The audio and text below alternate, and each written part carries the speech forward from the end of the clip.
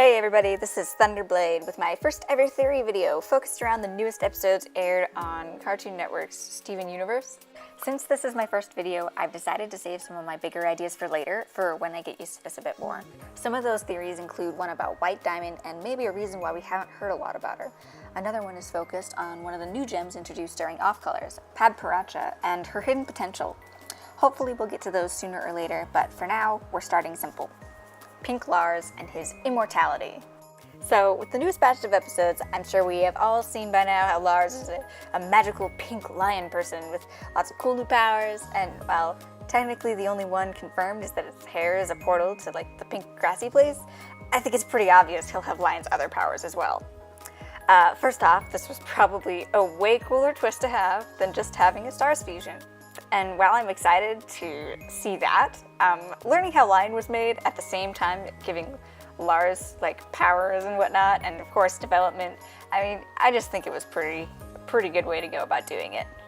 Moving on to the actual theory though, to be honest, this is less like a theory and more just my own interpretation and thoughts of how Lars and his new powers are going to be working, you know. I've seen a couple of theories and heard a lot of people talk about how Lars is immortal and how he won't have to eat or sleep or drink or anything like that. You know, he's become something more than just a normal human. And, you know, the show itself kind of leads it to that idea when you have Steven and Lars talking about, you know, right after he wakes up, how he's feeling. Do you feel okay? I don't really know. But your body, are you sore? No. Are you tired? No. Do you feel good? No. Do you feel bad? No? I guess I just feel really freaked out. Well, I am too, so at least we're on the same page here. While I do believe that he has a type of immortality, and he's definitely not just a normal human anymore, my thought was that after being healed and revived, his body healed itself into a perfect state. No pain, no thirst, no hunger. Now this state wouldn't last forever. Eventually his body would, you know, use up energy, he would get hurt again, he would get hungry again. It's just that right now, right after he's been healed, he doesn't have any of those human afflictions. Even if it had been days without food or drink, the gem powers literally brought him back to life.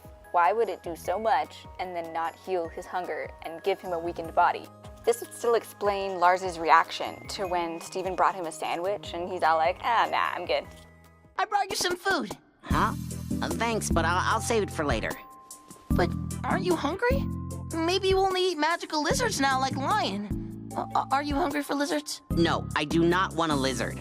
But you haven't eaten in days. I know.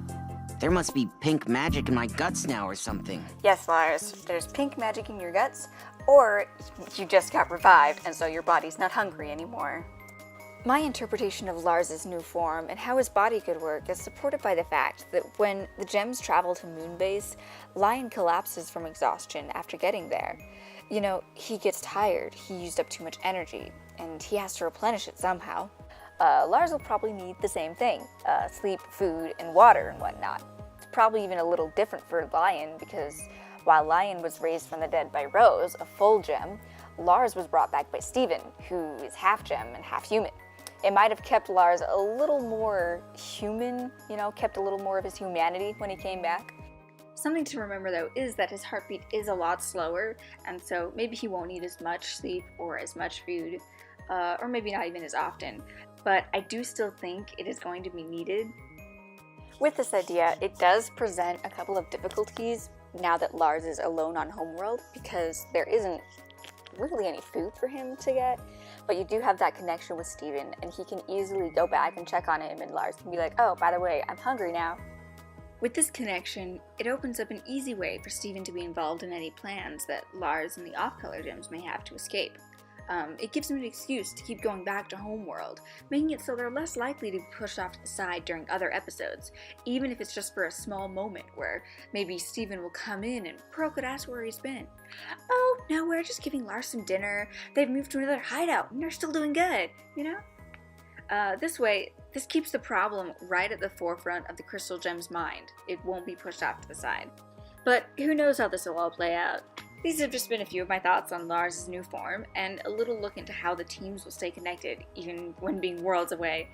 I really like this idea because it keeps Lars still connected to humanity and makes it easier for him to interact with his old friends on Earth when he gets back, as well as make it so he doesn't have to give up cooking.